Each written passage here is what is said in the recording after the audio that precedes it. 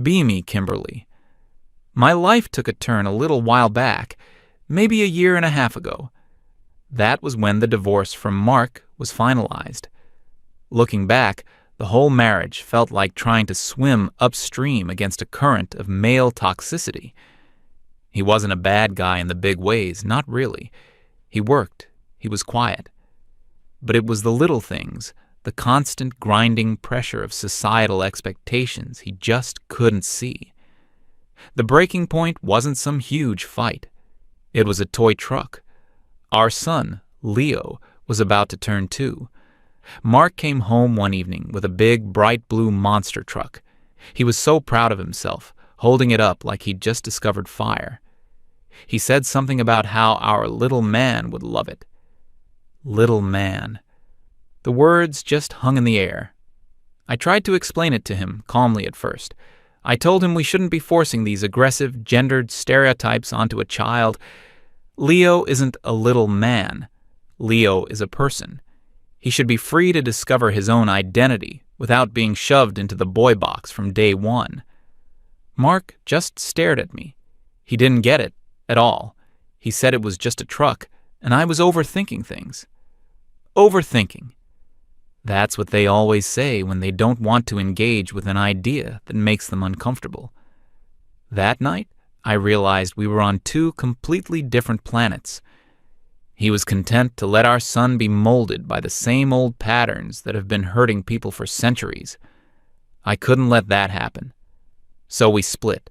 It was for the best. It gave me the freedom I needed. I had a new purpose, to raise Leo correctly. I was going to create a space for him where he could grow up without the poison of gender roles. He would be my proof that masculinity wasn't innate. It was a cage, and I was going to give him the key. I even started a little blog about it, a way to document the journey, to show other progressive parents that it could be done. This was my chance to make a real difference, starting with my own child. They by Leo was going to be a masterpiece of enlightened parenting. First thing I did was purge the house. Anything that screamed boy had to go. The few blue onesies he had, gone. Replaced with soft, organic cotton in shades of beige, sage green, and muted yellow. I painted his room a calming off-white. The toys were the most important part. I did a lot of research. Everything was open-ended and designed to encourage creativity, not aggression. I bought beautiful, smooth wooden blocks in various geometric shapes. There were soft, faceless dolls made of natural fibers, perfect for nurturing empathy. Puzzles with abstract patterns, finger paints made from vegetables. It was a perfect, peaceful, non-gendered environment. I was so proud of it. I took pictures for the blog. The comments were overwhelmingly positive. "You're so brave," one said. "This is the future of parenting," wrote another. I felt validated. I was on the right path. But the project, it started showing some unexpected variables very early on. Leo was maybe 2.5 at this point. I remember one morning, I made him toast for breakfast. I cut it into a simple square, no crusts. I put it on his little plate and turned around to get his cup of water. When I turned back, he was holding the toast in a peculiar way. He nibbled away at it, carefully, until it was shaped like the letter L. He held it out in front of him, pointing it at the cat sleeping on a chair. Then he made a sound. Pew, pew. I just froze. Where did he even learn that? We don't watch TV with that kind of stuff. He'd never seen a weapon in his life. I gently took the toast from him. I tried to explain that we don't point things at people or animals, that pretending to hurt is the first step toward actual hurting. He just looked at me with his big, confused eyes and started to cry. I felt a little bad, but it was a necessary lesson. We had to nip these behaviors in the bud. Another time, a few weeks later, he was playing with his wooden blocks. I was so happy to see him engaging with them. I was hoping he'd build a tower, or maybe a little house. He picked up the longest rectangular block. He put it on the hardwood floor and started pushing it back and forth. And then came the noise. He was making engine noises. He was pretending the block was a car or a truck. I sat down with him and tried to redirect his play. I picked up some other blocks and said, "Look, Leo, let's build a community center where everyone can share." He just ignored me, completely absorbed in his vroom vroom block. I told him it wasn't a truck. It was just a shape, a rectangle. He stopped, looked at the block, looked at me, and then went right back to pushing it and making engine sounds, only a little quieter this time. It was frustrating. It felt like I was fighting against some invisible force. The park was another battleground. I always encouraged him to play on the swings or in the sandbox. I'd point out the little girls playing house and suggest he join them. He never wanted to. His eyes were always glued to the other side of the playground, the side where a loud, chaotic pack of little boys would be running around. They'd be chasing each other, wrestling in the wood chips, and hitting things with sticks. He would just stand there and watch them, completely mesmerized. One day, he picked up a fallen twig. He held it like it was a sword. He took a few clumsy swings at the air. I rushed over and took it from him. I told him that sticks were not for hitting. They were homes for ants. He didn't cry that time. He just got this stubborn look on his face. I wrote a long post on my blog that night about the pervasiveness of patriarchal imagery in public spaces. Even nature itself was being co-opted. The real trouble started with the weekend visitations. The court agreement said Mark got Leo every other weekend. I dreaded those days. I called them re-education weekends on my blog. Every time Mark came to pick him up, I would give him a detailed list of instructions. No gendered language. Call him my child, or Leo, not my son, or little man. Only offer him the pre-approved, open-ended toys I packed in his little canvas bag. No television shows with male protagonists who solve problems with violence. Mark would just stand there, nodding, with this blank expression. I could tell he wasn't taking any of it seriously. The first weekend was the worst. Leo came back, and he was different. He was more agitated, more hyper, and he was hiding something. That evening, while I was putting his clothes away, I found it. Shoved deep under his pillow was a bright red monster truck. It was hideous. Big black plastic tires, snarling face painted on the front. I felt a wave of cold fury. This was a deliberate act of sabotage. Mark was actively undermining everything I was trying to do. I went into the living room where Leo was arranging his wooden blocks. I held up the truck. "What is this?" His face lit up. "Brutus," he shouted. He named it. He gave the plastic symbol of toxic masculinity a name. I told him that this toy was not welcome in our house. I explained that it represented aggression and destruction, things we do not value. His little face crumpled. He started sobbing, reaching for the truck. I knew I had to be strong. This was a teachable moment. I walked into the kitchen, Leo trailing behind me, wailing. I opened the trash can and dropped it in. The plastic clatter it made was so final. He let out a scream that I'd never heard before. It was pure anguish. I hugged him and told him it was for his own good, that I was protecting him. Later that night, I called Mark. I was shaking with anger. I told him he had betrayed my trust and deliberately hurt our child's development. He was quiet for a moment.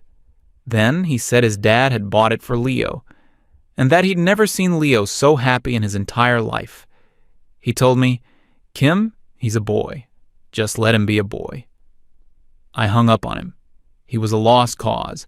He and his father were conspiring to infect my son with their outdated ideas. The weekends became a cycle.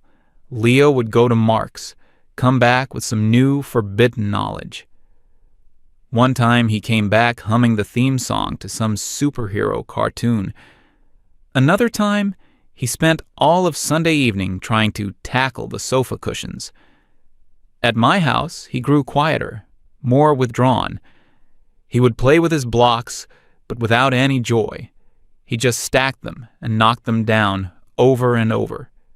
He seemed to be living for those weekends with his father. When Sunday evening came, he would start to cry, clinging to Mark's leg, begging not to go. It was heartbreaking, but I told myself it was a necessary struggle. Decolonizing his mind was never going to be easy. His preschool teacher called me in for a meeting sometime in the spring. She was a nice woman, but a bit traditional. She said she was concerned about Leo. She mentioned he wasn't really socializing with the other children, boys or girls. He mostly kept to himself during free play. The only time he really seemed engaged, she said, was during story time if the book had a dragon or a knight in it, or when he would stand by the window and watch the construction workers building a new wing on the school. He would just stand there, silent, for 20 minutes straight, watching the excavators and cranes. I tried to explain my parenting philosophy to her. I told her about our gender-neutral home environment and our focus on non-aggressive play. I explained that what she saw as a lack of socialization was actually Leo learning to exist peacefully, without performing the aggressive rituals other boys were taught. She just nodded, but she had this look on her face, a kind of pitying, confused look. It was the same look Mark used to give me. It made me feel so isolated. Nobody understood what I was trying to achieve. My best friend, Martha, was my only real support system. She was on the same page as me about most things. We'd been to protests together. We were in the same feminist reading group. She was always supportive of my project with Leo, at least at first. She would come over for coffee, and I would vent about Mark's latest patriarchal intrusion. She would nod and agree, saying I was doing important work. But lately, I'd started to notice a shift in her. She didn't seem as enthusiastic. When I told her about the monster truck incident, she got a strange look on her face. She asked if maybe throwing it away in front of him was a little harsh. I was shocked. "Whose side are you on, Martha?" She backed down immediately, saying she was just playing devil's advocate. But the seed of doubt was planted. Was she starting to go soft, too? I decided I needed to prove to her and to everyone else that my methods were working. Our reading group was meeting at my house next month. It was the perfect opportunity. I would show them Leo, not just as my child, but as the living embodiment of our ideals. A child raised outside the gender binary, a gentle, empathetic soul who had no concept of male aggression. He would be the centerpiece of the evening, my validation. The weeks leading up to the meeting were intense. I doubled down on my efforts. I tried to engage Leo in what I called nurturing play. We would give his formless dolls little baths and wrap them in soft blankets. He would do it, but his heart wasn't in it. He'd just go through the motions. As soon as my attention wandered, I'd find him under the table, making quiet vroom noises with a piece of toast he'd saved from breakfast. The weekend before the meeting, it was Mark's turn to have him. I almost called and canceled. I was so afraid of what new damage he would come back with, but I knew Mark would fight it, and I didn't have the energy for another argument. So I let him go. I gave Mark the sternest lecture yet. This is a very important week for Leo's development. Do not expose him to any aggressive media or stereotypical male role models. Mark just gave me that same old placid nod and drove away with my son in the back seat. Leo came back on Sunday evening, and he seemed different again. He wasn't hyper this time. He was quiet, but in a focused, intense way. He had a new way of walking, a kind of strut. He kept squinting his eyes and talking in a low voice. I asked him what he did with his father. He just said, "We watched movies." I had a very bad feeling about it. But there was no time to dwell on it. The reading group was in 2 days. I spent the next day prepping Leo. I picked out his outfit, a lovely, hand-sewn beige linen jumpsuit, very minimalist and chic. I coached him on what to do when my friends arrived. He should sit quietly and play with his blocks. He could show them the community center he was supposed to be building. He just stared at me, his head tilted. I was nervous, but I was also excited. This was it. This was the night I would finally be understood. The night everyone would see that I was right all along. The evening of the reading group arrived. I was a bundle of nerves. I cleaned the house twice. I arranged and rearranged the organic, gluten-free snacks. Everything had to be perfect. My friends started to show up around 7. There was Martha, of course, and a few others from our circle. All smart, engaged women who I knew would appreciate what I was doing. Leo was in his room, playing quietly with his blocks as instructed. We settled in the living room with our tea. The conversation started with the book we were supposed to be discussing, something about deconstructing female archetypes in media. It was good, but my mind was elsewhere. I kept steering the conversation back to real-world applications, to parenting, to Leo. I talked about the challenges and rewards of raising a child completely free from the toxic sludge of gender norms. They all nodded along, looking impressed. "It's revolutionary, Kimberly," one of them said. This was my moment. "I'll show you," I said, getting up. "Leo, can you come out here for a minute, sweetie?" He walked into the room, looking very small in his beige jumpsuit. He stood there, blinking in the light, clutching a single wooden cube in his hand. I put my arm around his shoulders and presented him to the group. "This is Leo," I announced, my voice full of pride. "This is a child who has never been told to man up. He has never been taught that aggression is a solution. He is proof that when you remove the patriarchal programming, what's left is pure, gentle humanity." Everyone was smiling, looking at him like he was a little marvel. My heart swelled. They were seeing it. They were finally seeing it. And then Leo's eyes drifted to the small table next to the sofa. On the table was a vase with a bouquet of long-stemmed roses that Martha had brought. Something shifted in his expression. His eyes, which had been dull and compliant, suddenly lit up with an intense, focused light.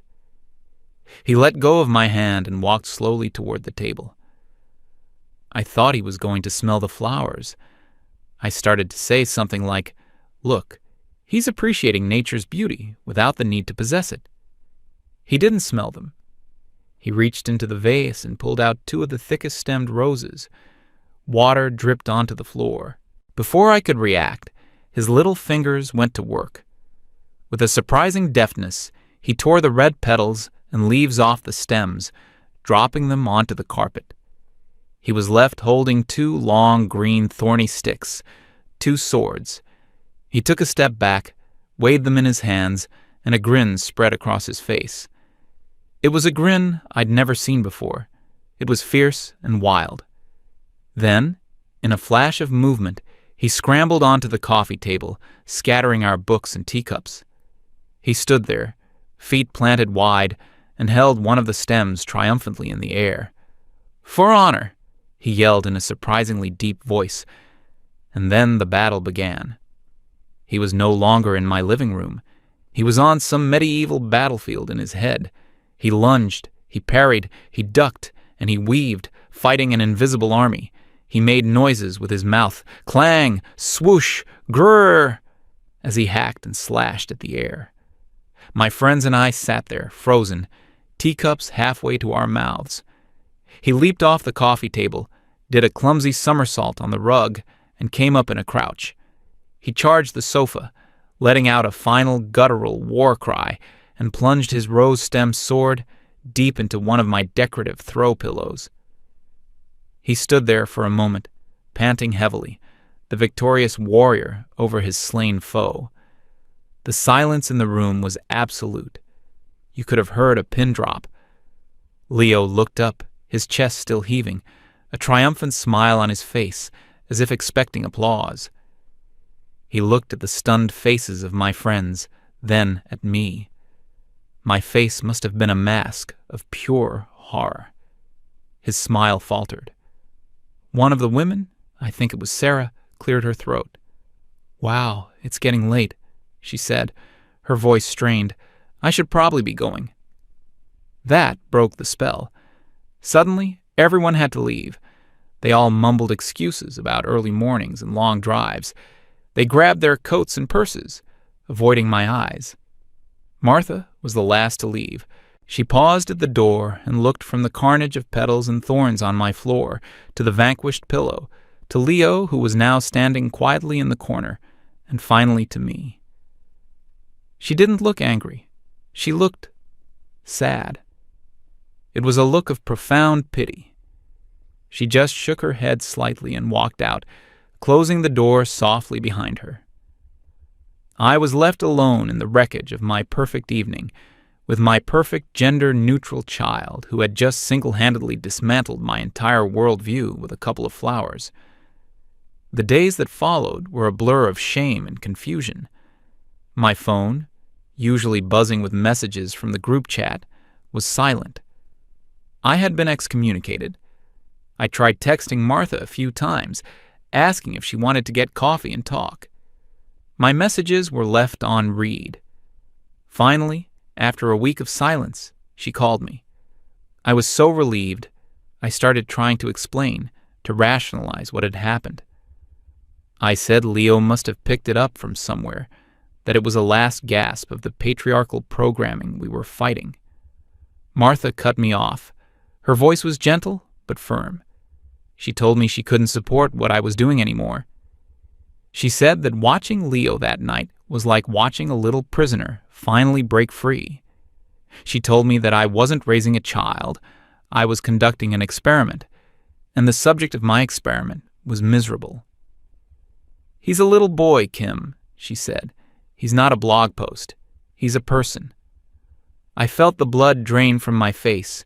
She, my best friend, was using the exact same language as Mark.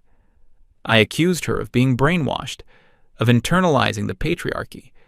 She just sighed and said she was sorry, and then she hung up. That was the last time we ever spoke.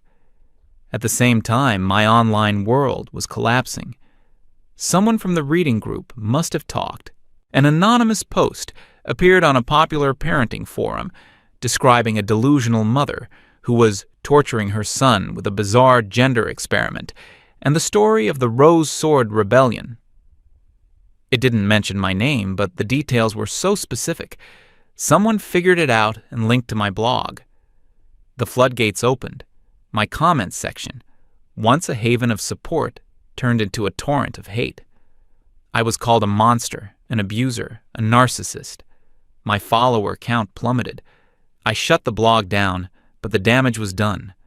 My safe space, my community, my validation, it was all gone. I was completely and utterly alone. And at home, things got worse. Leo became even more withdrawn around me. He knew he had done something wrong that night, even if he didn't understand what. The light I'd seen in his eyes during his battle was gone again, replaced by a sullen, watchful obedience. He was just waiting for the weekend. The day Mark came to pick him up, Leo ran to him and clung to his legs like he was being rescued from a burning building. He didn't even look back at me. The final nail in the coffin came a few weeks later. I got a call from Mark. His voice was cold, businesslike. He told me he had been contacted by Leo's preschool teacher. She had apparently been keeping a log of her concerns. She told Mark that Leo was showing signs of emotional distress, that he was lethargic and unhappy at school, and that he only ever talked about his dad and his grandpa. She told him she had a professional obligation to report her concerns if things didn't change. Mark informed me he was filing a petition with the court to amend our custody agreement. He was seeking primary physical custody. I laughed. It was a bitter, hollow sound. The courts were always on the mother's side. Everyone knew that. He didn't have a chance. Oh, how wrong I was. In the courtroom, My own words were used as a weapon against me. Mark's lawyer had printed out my entire blog, every post, every smug declaration about deconstructing my son. She read excerpts aloud, my post about the bread pistol, my post about the patriarchal monster truck, including the part where I proudly threw it in the trash in front of my crying toddler, my post about the futility of redirecting Leo from vroom vroom noises.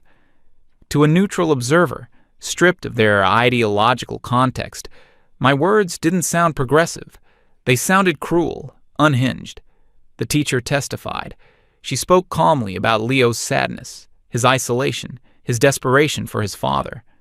Mark testified. He didn't yell or accuse. He just spoke about wanting his son to be happy. He talked about playing catch in the yard and letting Leo get dirty. He talked about reading him stories about heroes and adventures. It all sounded so simple, so normal. The judge, a woman I had assumed would be my ally, looked at me with cold, disapproving eyes. She said my home environment was a rigid, ideological bubble that was causing my son significant emotional harm. The ruling was swift.